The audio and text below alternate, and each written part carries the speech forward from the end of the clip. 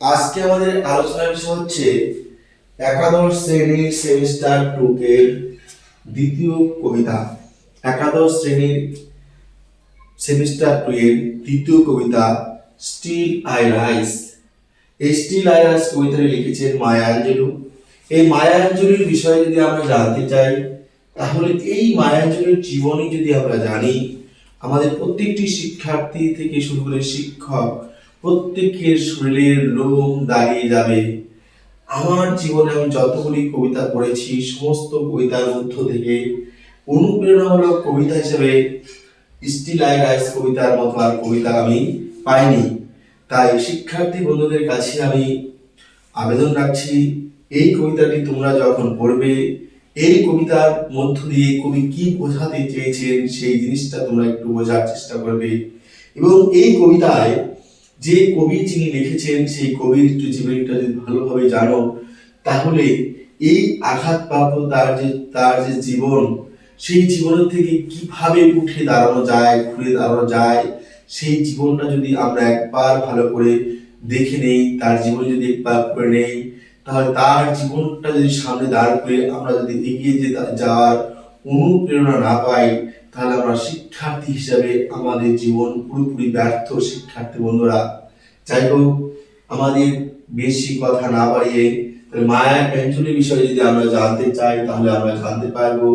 আমরা দেখবো কি আছেন মায়া অ্যাঞ্জেলো। এই মায়া অ্যাঞ্জেলো সাধারণত জন্মগ্রহণ করেছিলেন 1928 খ্রিস্টাব্দে শিক্ষার্থী বন্ধুরা। 1928 খ্রিস্টাব্দে মিসৌরি প্রদেশের সেন্ট লুইসে তিনি ছিলেন আফ্রিকান বংশোদ্ভূত, অথচ আমেরিকায় জন্মগ্রহণ করেন। এবার এই কবিতার মধ্যে যে কালো চামড়ার মানুষ এবং সাদা চামড়ার মানুষের যে লড়াইটা, সেটা আমরা এই কবিতায় আমরা পাবো। এই যে 1928 খ্রিস্টাব্দে মায়া অ্যাঞ্জেলো যখন জন্মগ্রহণ করেন, তার জন্মের 4 বছর পর তার বাবা মায়ের মধ্যে ছাড়াছাড়ি হয়ে যায়। ঠিক 6 বছর বয়সে তার মায়ের যে বন্ধু থাকে, তার মায়ের বন্ধু অর্থাৎ প্রেমিক, সেই বন্ধু বা প্রেমিকের দ্বারা তিনি ধর্ষিত হন। সেই সেই ব্যক্তি যখন সেই ছোট্ট একটা বাচ্চা মেয়ের উপরে নির্মম অত্যাচার চালান, সেই কথা যখন সেই মায়াজুলের কাকা অথবা মামারা জানতে পারে, তখন সেই ব্যক্তিকে তারা মেরে ফেলে। এই কথাটা জেনে যাওয়ার পরে মায়া অ্যাঞ্জেলো তিনি বাকরুদ্ধ হয়ে যান, তিনি কথা বলতে পারেন না। পরবর্তী কয়েক বছর এইভাবে তিনি কয়েকটি বছর কাটানোর পরে তার এক প্রতিবেশী, খুব ভদ্র এবং আদর্শ শিক্ষিকা এক মহিলা তার সংস্পর্শে এসে তাকে কথা বলা শেখান, তাকে ভাষা শেখান, তাকে জীবনে বাঁচার জন্য নতুন পথের সন্ধান দেন।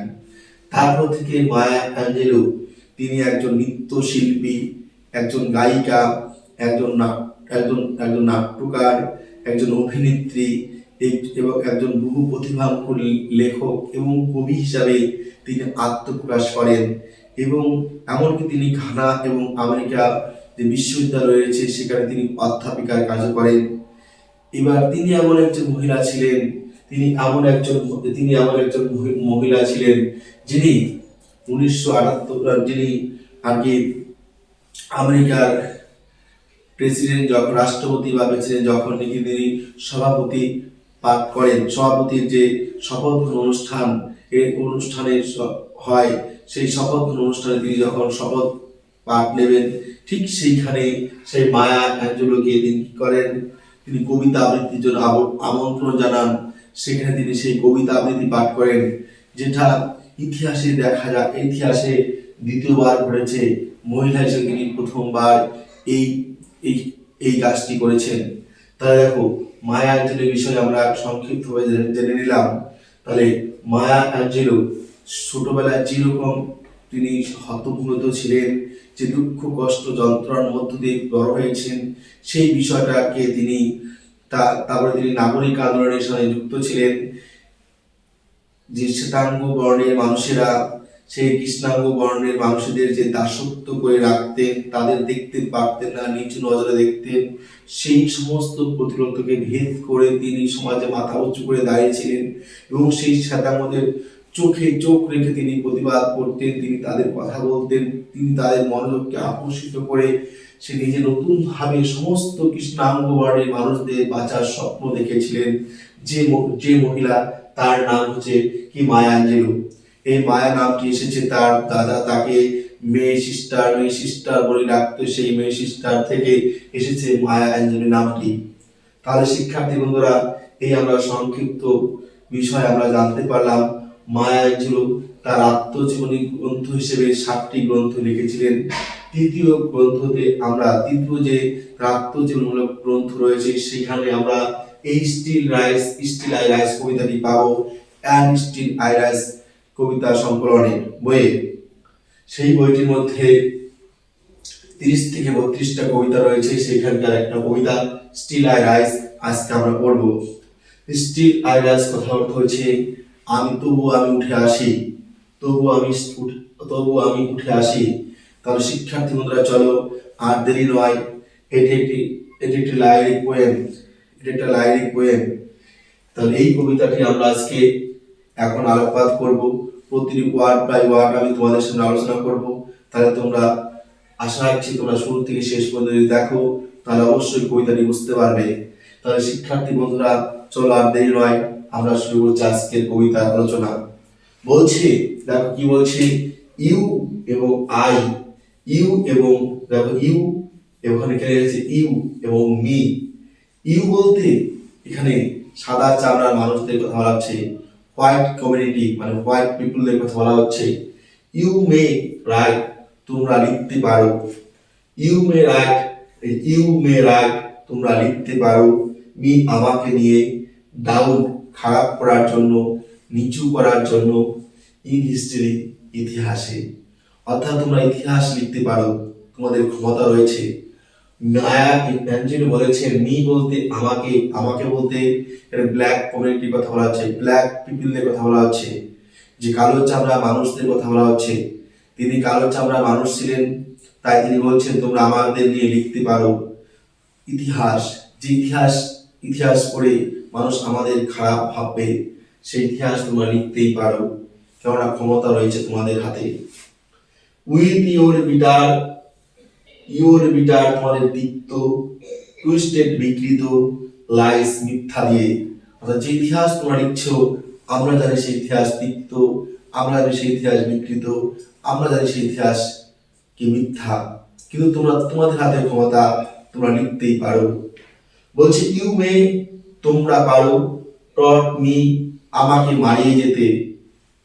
ইন দা ভেরি ডার্ট, ধুলোর মতো করে। যখন ধুলোর উপর দিয়ে আমরা হেঁটে যখন যাই, ধুলো আমাদের পায়ের নিচে থাকে, ঠিক তেমনি করে তোমরা যখন হেঁটে বেড়াও রাস্তা দিয়ে, আমরা যারা ব্ল্যাক কমিউনিটি, ব্ল্যাক পিপল, তাদের সাথে তোমরা এমন ব্যবহার করো যখন আমরা আমাদের পা দিয়ে মারিয়ে তোমরা এগিয়ে যাচ্ছ। এই কথা মায়াজুরি বলেছেন সেই হোয়াইট পিপলদেরকে। এবার যতই তোমরা আমাদেরকে পায়ের নিচে রাখতে চাও না কেন, দমিয়ে, বাট কিন্তু স্টিল, তবুও, লাইক ডাস্ট, যেমন করে ধুলো উঠে আসে। দেখবে বন্ধুরা, আমরা ধুলোকে যতই আমরা পায়ের নিচে রাখি না কেন, ধুলো কিন্তু উঠে আসে। সে রাখা যায় না, পা দিয়ে মারিয়ে নিচে ধুলোকে রাখা যায় না, ধুলো উড়বেই। যখন বাতাস আসবে, ধুলোকে কেউ উঠতে পারবে না, ধুলো বাতাসে উড়বেই। ঠিক তেমনি ভাবে আই উইল রাইজ, আমি উঠে আসবো। তোমরা আমাকে চেষ্টা করো দমি রাখতে, আমাকে পারবে না, আমি উঠে আসবো। এই কথা দ্বারা বোঝানো হচ্ছে যে মানুষের মনের মধ্যে যদি জোর থাকে, আমাদের আশেপাশে বন্ধু বান্ধবরা, এমনকি আমাদের শত্রুপক্ষ যতই দমি দেওয়ার চেষ্টা করুক না কেন, আমাদের দমিয়ে রাখতে পারবে না। আমার ভালো রেজাল্ট করার ইচ্ছা, আমার পড়াশোনার স্বপ্ন, আমি পড়াশোনা শিখবই, তাতে বাবা মা কিংবা আমার পরিবেশ কিংবা আমার অর্থনৈতিক ব্যবস্থা যতই খারাপ হোক না কেন, মনের মধ্যে যদি একবার এই জেদ কারো চেপে যায়, তাকে কেউ আটকাতে পারবে না। যেমন মায়া অ্যাঞ্জেলো বলেছেন, তোমরা আমাকে যতই চেষ্টা করো, তোমরা আমাদের ইতিহাস যতই বাড়ি বাড়ি লেখো, আমাদের ভবিষ্যৎ প্রজন্মকে তোমরা যতই মিথ্যা দিয়ে ঢেকে রাখার চেষ্টা করো, আমরা কিন্তু উঠে দাঁড়াবোই, যেমন করে ধুলো উঠে আসে। এখানে ধুলো কথাটি, যদি আমরা এই ধুলো কথাটি কিন্তু একটা খ্রিস্টান খ্রিস্টান যারা রয়েছে, খ্রিস্টান ধর্মাবলম্বীদের যে পবিত্র ধর্মগ্রন্থ বাইবেল, সেই বাইবেল উল্লেখ করা আছে যেমন ধুলো থেকে মানুষের সৃষ্টি, আবার মানুষ যদি মারা যায় ধুলোতেই তার কি হয়, সমাধি। তাই ধুলো কথাটা এসে কিন্তু সেখান থেকে এসেছে। তাই ধুলো কথাটা সেখান থেকে হচ্ছে, এটা বাইবেল একটা শব্দ, ওয়ার্ড। বলছে ডাস মাই স্যাসিনেস আপসেট ইউ, আমার যে অধ্যুত্ব, আমার যে আত্মনির্ভরতা, এই যে আমার মধ্যে যে আত্মবিশ্বাস তোমরা দেখতে পাচ্ছ, আপসেট ইউ, তোমরা কি কষ্ট পাচ্ছ, তোমরা কি আঘাত পাচ্ছ? হোয়াই, কেন? আর রিজেক্ট, তোমরা কেন তোমাদেরকে গ্রাস করে নিচ্ছ উইথ গ্লুম, দুঃখ দ্বারা? দুঃখ তোমাদের ঢেকে ফেলেছে।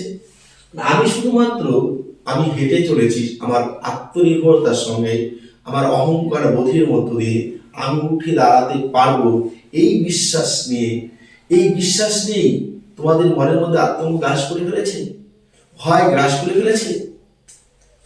মায়া অ্যাঞ্জেলো বলেছেন, কাকে বলেছেন? সেই হোয়াইট কমিউনিটি, হোয়াইট পিপলদেরকে বলেছেন। বস এবার তিনি প্রশ্ন করেছেন, তিনি উত্তর দিয়েছেন। এর প্রশ্ন করেছেন সেই সাদা চামড়ার মানুষদেরকে, কেন তোমরা আতঙ্ক তোমাদের গ্রাস করেছে? আমাদের কাছে হেরে যাবে বলে? তোমাদের সমস্ত অধিকার আমরা কেড়ে নেব বলে? কেন? ও, এর কারণ হচ্ছে এটাই যে কজ, বিকজ এর সংক্ষিপ্ত রূপ, কজ কারণ। আই ওয়াক, আমি হেঁটে বেড়াই, like I have got olive oil wells, যেন আমার তেলের খনি রয়েছে। যেন আই ওয়াক, আমি হাঁটছি, আমি হাঁটি, লাইক মতো, কার মতো? আই হ্যাভ গট, আমি পেয়ে গেছি, ওয়েল ওয়েলস, তেলের খনি, তেলের খনি আমি পেয়ে গেছি, এরকম করে আমি হাঁটি। তাই তোমরা আমাকে দেখে ভয় পাচ্ছ, তোমাদের আতঙ্ক গ্রাস করছে। এই যে বীজের কথা, বীজের কথা গ্রাস করা, ওগুলো মনে হচ্ছে দুঃখ, দুঃখ তোমাদের গ্রাস করে নিয়েছে, মন তোমাদের খারাপ হয়ে যাচ্ছে। পাম্পিং, নির্গত হচ্ছে, বেরিয়ে আসছে। ইন মাই লিভিং, আমার থাকার রুম, ঘর থেকে, অর্থাৎ আমার যেন অনেক বড় একটা তেলের খনি রয়েছে, সেই তেলের খনিতে প্রতিনিয়ত তেল খনন হচ্ছে, সেই তেল বিক্রি করে আমার প্রচুর সম্পত্তি, প্রচুর কোটি কোটি টাকা আমি মালিক হয়ে গেছি। এইরকম ভাবে আমি হাঁটছি, এই হাঁটা দেখে তোমরা আতঙ্কিত হয়ে উঠছো, এই হাঁটা দেখে দুঃখ তোমাদের গ্রাস করে ফেলছে। বলছে কে? মায়া অ্যাঞ্জেলো। কাদের বলছে? হোয়াইট কমিউনিটিদের, সাদা চামড়ার লোকেদের, যারা কালো চামড়ার লোকেদের দু চোখে দেখতে পারতো না, ঘৃণা করতো, তাদের সামনে বলছে, চোখে চোখ রেখে বলছে। যেমন করে আমাদের ভারতবর্ষের মধ্যে ইংরেজরা যখন রাজত্ব করত, ইংরেজরা যেমন, ইংরেজদের দেখে যেমন আমরা ভয় পেতাম, ঠিক একইভাবে সেই সাদা চামড়ার মানুষদের দেখে কালো চামড়ার মানুষরা ভয় পেত। কিন্তু মায়া অ্যাঞ্জেলো তিনি কি করতেন? ভয় পেতেন না, এই মাথা উঁচু করে তাদের সামনে হেঁটে চলতেন। যেমন তার অনেক প্রচুর টাকা পয়সা রয়েছে, তার অনেক ক্ষমতা রয়েছে, সেই হাঁটা দেখে তারা কি করছে? তারা তাদের গ্রাস করছে। কি গ্রাস করছে? দুঃখ। তারা দুঃখ পাচ্ছে যে একটা কালো চামড়া মেয়ে কিভাবে এরকম হাঁটতে পারে, ওর কি রয়েছে, যেন ওরা আপসেট হয়ে পড়ছে, আঘাত পাচ্ছে। জাস্ট লাইক যেমন করে মুন চাঁদ ওঠে, and like suns সূর্য ওঠে, with the certainty, ঠিক নিশ্চিত ভাবে তাদের সাথে সাথে of tides, জোয়ার আসে। আমরা প্রত্যেকে জানি সূর্য প্রতিনিয়ত ওঠে, চাঁদ প্রতিনিয়ত ওঠে। সূর্য ও চাঁদ ওঠার সঙ্গে প্রকৃতিরই বন্ধন রয়েছে। কি আসবে? জোয়ার আসবে।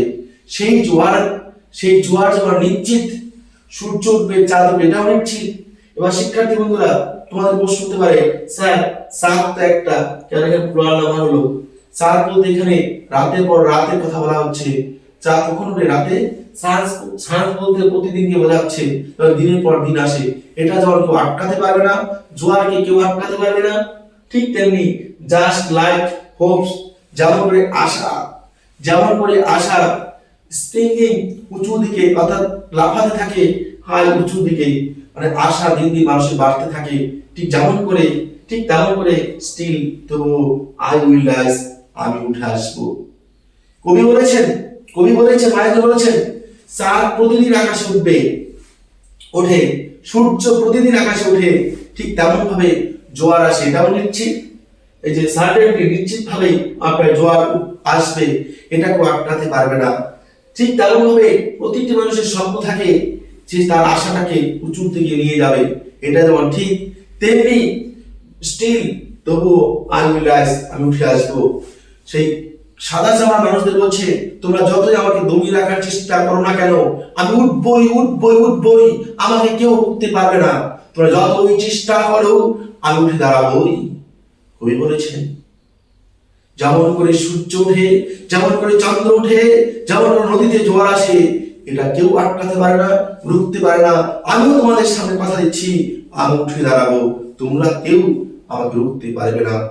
সেই সাদা চামড়ার মানুষদের চোখে চোখ রেখে কথা বলছেন কে? সেই কালো চামড়ার একজন মহিলা, যাদের পূর্বপুরুষরা তাদের বাড়িতে ধৃতদাস হয়ে থাকতো। একটা জিনিস মনে রাখবে শিক্ষার্থী বন্ধুরা, যদি কেউ কোনো বাড়িতে কাজ করে, সেই মালিক কখনো চাইবে না তার বাড়িতে কাজের লোকটি কখনো বড় লোক হোক। যদি হয়ে যায়, সে তো তার বাড়িতে কাজ করবে না। তাই সাদা চামড়া মানুষরা কখনোই চাইতো না সেই কালো চামড়া মানুষদেরকে ওরা বড় হোক। সেখানে কবি চ্যালেঞ্জ জানাচ্ছেন সেই সাদা চামড়া মানুষদেরকে, তোমরা আমাদের উপর যত অত্যাচার করো না কেন, যতই নিপীড়ন চালানো না কেন, আমরা একদিন জেগে উঠবো, আমরা উঠবই জেগে। যেমন সূর্য প্রতিদিন ওঠে, সূর্য কেউ দমিয়ে রাখতে পারে না, চাঁদ ওঠে, চাঁদকে কেউ দমিয়ে রাখতে পারে না, নদীর জোয়ার যে আসে সেই জোয়ারকে কেউ দমিয়ে রাখতে পারে না। আশা প্রতিটি মানুষের বাড়তে থাকে, ঠিক আমিও ঠিক তেমন ভাবে উঠে দাঁড়াবো, তোমরা কেউ রুখতে পারবে না। এবার বলছে, ডিড ইউ ওয়ান্ট, তোমরা কি চাও? ইউ বলতে তুমি, তুমি নাও, তোমরা মানে সাদা চামড়ার মানুষেরা। ডিড ইউ ওয়ান্ট, তোমরা সাদা চামড়ার মানুষেরা, অর্থাৎ তোমরা কি চাও? টু সি, দেখতে, মি, আমাকে, ব্রোকেন, আমি ভেঙে পড়ি। তোমরা কি চাও আমার ভগ্ন অবস্থা? তোমরা কি চাও আমার অবস্থা খারাপ থেকে আরো খারাপ হোক? বোল্ড হেড, মাথা নিচে করে থাকি, অ্যান্ড লোয়ার আইস, চোখের দৃষ্টি নিচের দিকে থাক। তার মানে কবি এটা বোঝাতে চেয়েছেন, তোমরা যখন কথা বলবে আমরা মাথা নিচু করে শুনবো, তোমরা যখন কথা বলবে আমাদের দৃষ্টি মাটির দিকে থাকবে, আর তোমাদের সামনে চোখ তুলে আমরা কথা বলতে পারবো না। এটাই তোমরা চাও? সাদা চামড়া মানুষদেরকে বলছেন কবি। দেখো শিক্ষার্থী বন্ধুরা, কবি আমাদেরকে মনের মধ্যে যে সুপ্ত ইচ্ছাটাকে আছে, যেটা আমরা স্বপ্ন দেখতে ভুলে গেছি, সেই স্বপ্নটাকে এই কবিতার মধ্য দিয়ে জাগিয়ে তোলার চেষ্টা করেছেন। কবি বলেছেন, তোমরা প্রত্যেকে চাচ্ছ সেই হোয়াইট কমিউনিটি, হোয়াইট পিপলদের বলছে, তোমরা প্রত্যেকে চাচ্ছ আমাদের অবস্থা খারাপ থেকে খারাপ হোক, আমরা তোমাদের বাড়িতে, তোমাদের কাছে সারাটা জীবন বংশ পরম্পরায় ধৃতদাস হয়ে থাকি। এই তোমাদের চাওয়া যে আমরা তোমাদের সামনে মাথা নিচু করে চলবো, আমাদের চোখে দৃষ্টি সবসময় নিচু হয়ে থাক, এইগুলোই চাচ্ছ তোমরা?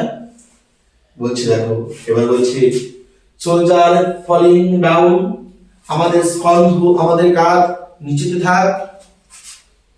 লাইট টিয়ার ড্রপস, আমাদের চোখ থেকে জল ঝরে পড়ুক।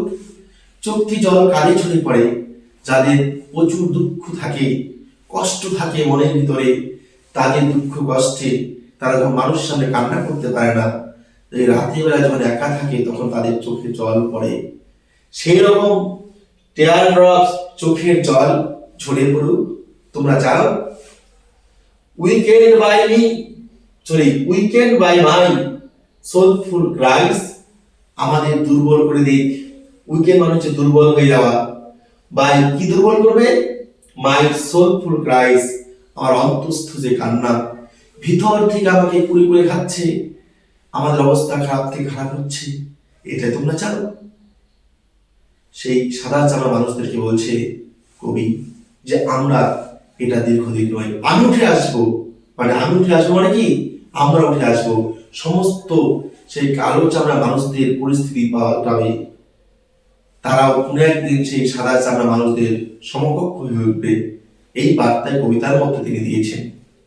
বলেছেন, ডাস মাই হটিনেস আমার যে অধ্যত্ত, আমার যে সাহসিকতা, অভেনিউ, এটা দেখে তোমরা কি আঘাত পাচ্ছ, ভয় পাচ্ছ?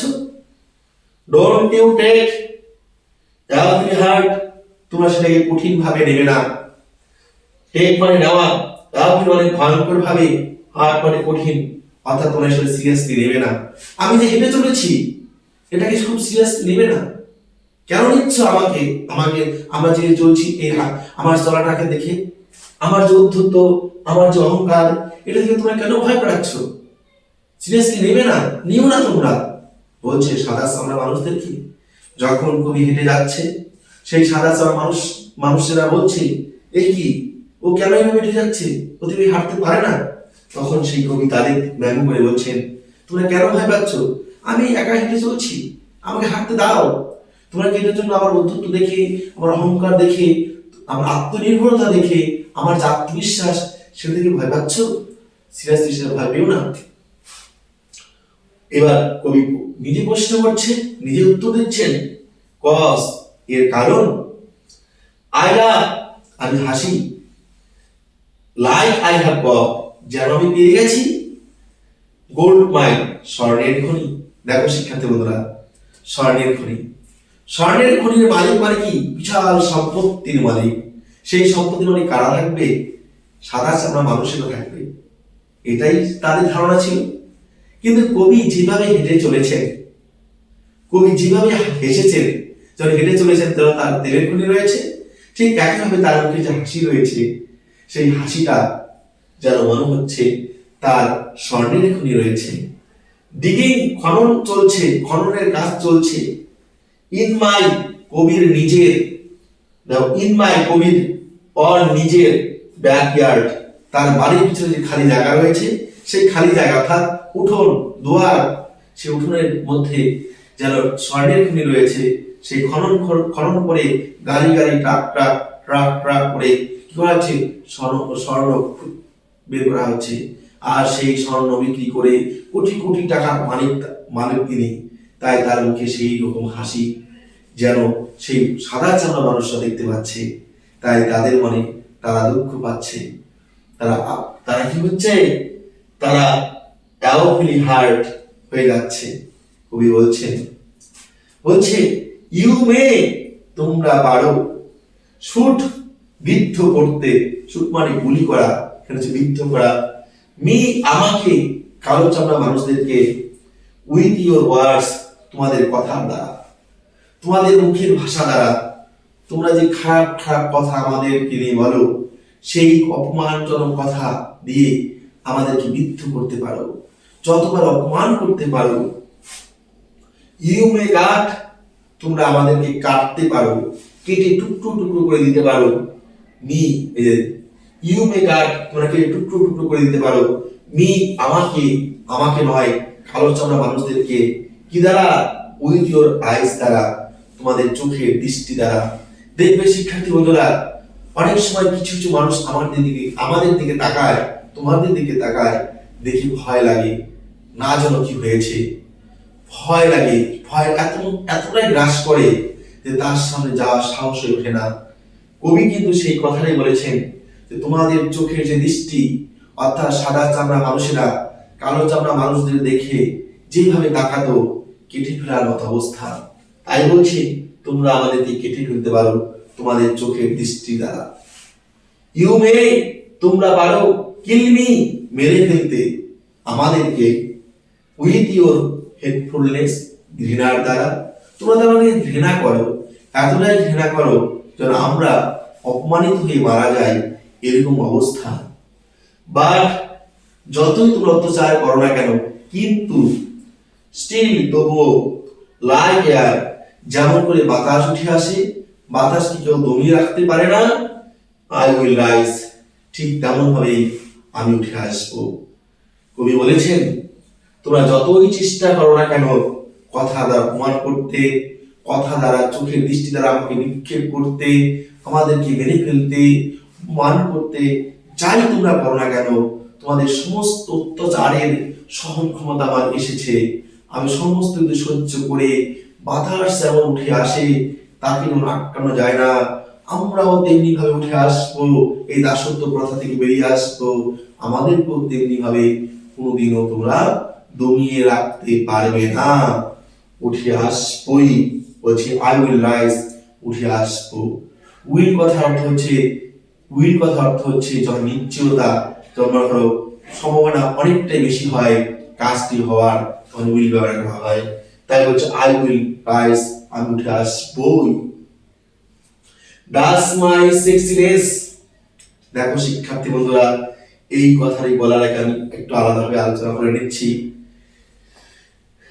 সাধারণভাবে দক্ষিণ সাদা চামড়া যারা মানুষ ছিল, তাদের মধ্যে যে যারা নাকি রমণী নারী মহিলা, তাদের পটল চেরা চোখ, সরু ঠোঁট, তীক্ষ্ণ নাক, তাদের যে নারীদের যে রূপাচ্ছিক রূপ, প্রতিটি পুরুষকে আকর্ষণ করার মতো রূপ, পৃথিবীতে নারী শক্তির কাছে এমন কোনো পুরুষ নেই পরাজিত হয়নি।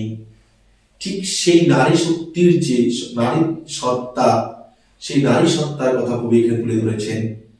কবি বলেছেন সাদা চামড়ার মেয়েরা যেটা পেরেছে, ঠিক আমি সেটা পেরেছি।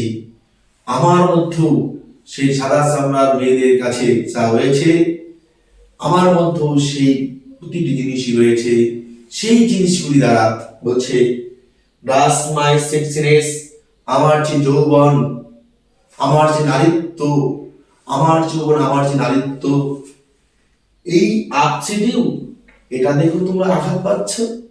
ওই সাদা চামড়া মেয়েরা, এই সাদা চামড়া মেয়েরা, সাদা চামড়ার লোকেরা, পুরুষরা আমার পিছনে আসছে, এটা দেখে সাদা চামড়ার মেয়েরা সহ্য করতে পারছে না।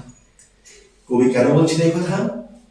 কবি বলেছেন এটাই যে আমরা আফ্রিকান, আমরা কালো চামড়ার মানুষ, আমাদের কাছে কেন সেই সাদা চামড়ার পুরুষেরা আসবে? আমাদের দেখে কেন ওরা নিজেদের লোভ সামলাতে পারছে না? এটা দেখে সাদা চামড়ার মেয়েদেরকে বলছে তোমরা কি ভয় পাচ্ছ, তোমরা কি আঘাত পাচ্ছ? তাই বলছে ডাস মাই সেক্সিনেস আপসেটেও, আমার যে যৌবন, এটা দেখো কি তোমাদের ভয় হচ্ছে? Does it comes as a surprise, যেটা আমার মধ্যে রয়েছে তোমরা দেখে অবাক হয়ে যাচ্ছ। সারপ্রাইজ মানে অবাক হওয়া।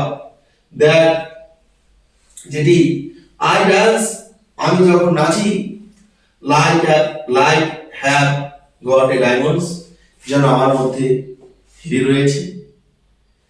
যেমন কোন মানুষ হীরের সন্ধান পেলে যদি কেউ কোথাও দাঁড়িয়ে ওখানে হিরে রয়েছে, প্রতিটি মানুষের সেই হীরের প্রতি লোভ জাগে, কিভাবে আমি হীরেটা দখল করতে পারি। যারা বড় শ্রেণীর লোক, তাদের লোভটা আরো বেশি থাকে। ঠিক এখানে সেই কবি বলেছেন আমি যখন নৃত্য পরিবেশন করি, আমি যখন নাচতে থাকি, ঠিক সেই রকম করে যখন মনে হচ্ছে এমন ভাবে নাচি যেন মনে হচ্ছে আমার কাছে হিরে রয়েছে। At the মিটিং মানে সংযোগস্থল, অফ মাই থাই, আমার দুই গুরুর সংযোগস্থলে। এখানে নারীত্বের কথা বলা হচ্ছে, নারীত্বের যে সত্তা, সে নারীত্বের সত্তার কথা বলা হয়েছে। আমার যে নারীত্ব, সেই নারীত্বের দ্বারা আমি সেই সাদা চামড়ার পুরুষদেরকেও আমি কাছে দিতে পারি। যেমন হীরে দ্বারা প্রতিটি মানুষ আকর্ষিত হয়, আমার নারীত্বের দ্বারাও প্রতিটি পুরুষ আকর্ষিত হচ্ছে। এটা দেখে সাদা চামড়ার মানুষেরা, মহিলারা হয়তো ভয় পাচ্ছে। আউট অফ দ্য হার্টস, আমি বেরিয়ে এসেছি। দেখো, আউট অফ দ্য হার্টস, বেরিয়ে এসেছি কুড়িঘর থেকে। অফ হিস্ট্রি সেম, সেই ইতিহাসের লজ্জা। তা আমাদের যে অতীত ছোট ছোট কুড়িঘর ছিল, সেই ইতিহাসের কাছে লজ্জা, সেগুলি থেকে আই রাইজ, আমি উঠে আসি। আমি উঠে আসি। শিক্ষার্থী বন্ধুরা দেখো পরিবর্তন, এখানে আই উইল রাইজ, আমি উঠে আসবো। না ফিউচার টেন্স ছিল, এটা আই রাইজ, এটা প্রেজেন্টে চলে আসলো, আমি উঠে আসি। আই রাইজ, আমি উঠে আসি। Up from a past, up from a past that's rooted in pain, যেখানে আমাদের অতীতের যন্ত্রণা গ্রথিত ছিল, ফ্রম পাস্ট মানে অতীতের, দ্যাটস মানে যে, রুটেড মানে আবদ্ধ থাকা, আটকে থাকা, ইন পেইন যন্ত্রণা, অতীতে আমাদের যে যন্ত্রণা ছিল, আমাদের পূর্বপুরুষদের যে উপর অক্ষত অত্যাচার চালানো হতো, যা আমরা যে প্রত্যেকে কৃতদাস হিসেবে ছিলাম, সেই যে অতীতের যন্ত্রণা, সেই অতীতের যন্ত্রণা থেকে আই রাইজ, আমি উঠে আসি। আমি উঠে আসি মানে আমি উঠে আসি নয়, আমরা উঠে আসি মানে সমস্ত সেই কৃষ্ণাঙ্গ বর্ণের মানুষেরা তাদের দাসত্ব প্রথা থেকে বেরিয়ে এসেছে, এই কথাই কবি বলতে চেয়েছেন। আই অ্যাম ব্ল্যাক, আমি হলাম কালো, অসেন সমুদ্র, লিভিং যেটা লাফায়, উত্তাল, অ্যান্ড ওয়াইড যেটা অনেকটা বিস্তৃত অঞ্চল জুড়ে থাকে, ওয়েলিং মানে কি নিচু হওয়া, যখন ঢেউ উপরে উঠে আবার নিচে নামে, ঢেউটা যখন নিচের দিকে নামে এটা হচ্ছে ওয়েলিং। সুইলিং আবার উপরের দিকে ওঠে, একবার নিচে যখন নিচের দিকে নামে কি, নিচের দিকে যখন নামছে সেটা হচ্ছে ওয়েলিং, আবার যখন উপর দিকে উঠছে দেখবে সমুদ্রের ঢেউ যতটা নিচে নামে আর তারপর আবার ততটা উপরে ওঠে, সেটা হচ্ছে এটা হচ্ছে ওয়েলিং, নিচে নামা, সুইলিং উপরে ওঠা। আই বিয়ার আমি বহন করতে পারি অর্থাৎ সহ্য করতে পারি, ইন দ্য টাইড সেই কি জোয়ার ঢেউ, সমুদ্র যখন উত্থাল পাতাল থাকে সেখানে তোমরা যাই নিক্ষেপ করো না কেন সবকিছু সমুদ্র বহন করে নিয়ে যায়। ঠিক তেমনি ভাবে আমাদের জীবনে যত দুঃখ কষ্ট লাঞ্ছনা আছে তোমরা দিয়েছো, আমরা সমস্ত সহ্য করার ক্ষমতা আমাদেরকে রয়েছে, আমরা সমস্ত কিছু বহন করে সমস্ত কিছু সহ্য করে আমরা উঠে এসেছি। যেমন করে সমুদ্র সমস্ত কিছু বহন করে নিয়ে যেতে পারে, সমুদ্রের মধ্যে তুমি একটা ঢেল ছুঁড়ে দাও, গ্রাস করে নেবে, সমুদ্রের মধ্যে তুমি একটা হাতিকে ফেলে দাও, হাতিকে নিয়ে নেবে, সমুদ্রের মধ্যে একটা তোমার যত দামি জিনিসপত্র আছে ফেলে দাও, নিয়ে নেবে, অর্থাৎ সমুদ্র সবকিছু গ্রাস করতে পারছে। আমাদের মধ্যে যদি কেউ কোনো একটু দেখাত করে দেখবে আমরা জলপাইগুড়ি 10 তলা হসপিটালে। তাহলে শিক্ষার্থী বন্ধুরা কবি বলতে চাইছেন সমুদ্র যেমন সবকিছু গ্রাস করার ক্ষমতা রয়েছে, ঠিক আমার মধ্যে সমস্ত কিছু সহ্য করার ক্ষমতা রয়েছে। তাই তোমরা যত অপমান করো, যত আমাদের নিয়ে লজ্জার কথা বলো, আমি কিন্তু সুইসাইড আত্মহত্যা করবো না, আমি সমস্ত সহ্য করে আমি উঠে আসি। বলছি দেখো কি বলছি, লিভিং বিহাইন্ড পিছনে রেখে, লিভিং মানে রেখে আসা, বিহাইন্ড মানে পিছনে, নাইটস মানে রাত্রি, আমরা পিছনে ফিরে এসেছি সেই সমস্ত রাত্রি। কোন রাত্রি? অফ টেরর মানে আতঙ্কের, অ্যান্ড ফিয়ার ভয়ের, আই রাইজ আমি উঠে আসি। আমাদের অতীতে যখন সেই সাদা চামড়া মানুষেরা, শ্বেতাঙ্গ মানুষেরা আমাদের মা বোনদের উপর যে অত্যাচার করেছে প্রতিটি রাত্রে, সেই ভয়ঙ্কর রাত, সেই আতঙ্কিত রাত, আমরা পিছনে ফিরে এসেছি, সেই রাত আমরা পিছনে ফিরে এসেছি, আজ আমাদের সেই ভয় নেই। তাই বলছে লিভিং ছেড়ে এসেছি, বিহাইন্ড পিছনে ফেলে, নাইটস আধার, রাত কিসের রাত? টেরর ভয়ঙ্কর, ফেয়ার ভয়ের, ভয়ঙ্কর ভয়ের যে রাতগুলি ছিল, যে রাতগুলিতে আমাদের যে পূর্বপুরুষরা ছিল, মা বোনেরা ছিল, তাদের উপর সেই সাদা চামড়া মানুষরা যে অকথ্য নির্মম অত্যাচার চালিয়েছে, সেই অত্যাচারের হাত থেকে আমরা, সেই অত্যাচারের রাতগুলি আমরা পিছনে ফেলে এসেছি। পিছনে ফেলে কি বলছে? পিছনে ফেলে ইনটু এ ডেব্রেক আমরা এগিয়ে চলছি একটা দিনের সূচনাতে। ডেব্রেক মানে কি? দিনের সূচনা। দ্যাট যেটি ওয়ান্ডারসলি বিস্ময়কর হবে, ক্লিয়ার পরিষ্কার ভাবে, আই রাইজ আমি উঠে আসি, আমি উঠিয়েছি। তার মানে কবি বলতে চেয়েছেন আমাদের জীবনে যত খারাপ রয়েছিল, খারাপ দিন গেছে, সমস্ত কিছু পিছনে ফেলে আমরা ভালো দিনের একটা শুভ সূচনার দিকে এগিয়ে গেছি, আমরা সেটা পেয়ে গেছি। এই দেখো ইনটু এ ডেব্রেক মানে কি? নতুন দিনের শুরু। ওয়ান্ডারসলি মানে কি? অবাক করা, বিস্ময়কর। ক্লিয়ার মানে কি? পরিষ্কার। তাহলে কবি বলতে চেয়েছেন আমাদের অতীত জীবনে যত রাত গেছে, যে দিনগুলো আমাদের কষ্টের গেছে, সেই দিনগুলি আমাদের জীবনে আর আসবে না। আমরা অপেক্ষায় রয়েছি নতুন একটা সেরকম দিনের, যে দিনটিতে আমরা উঠে আসবো, আমরা উঠে আসি।